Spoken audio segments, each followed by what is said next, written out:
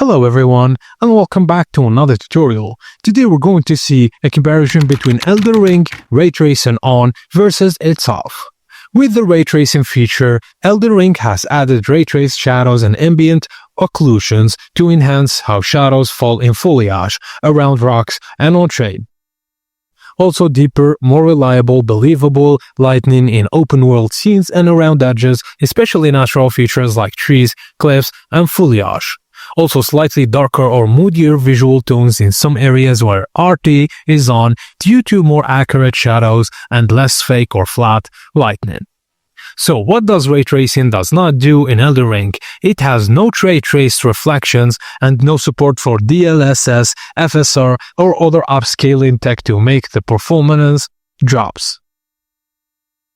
And that's it guys, as simple as that. Thank you for watching, and please don't forget to like and subscribe for more tips and tricks like this.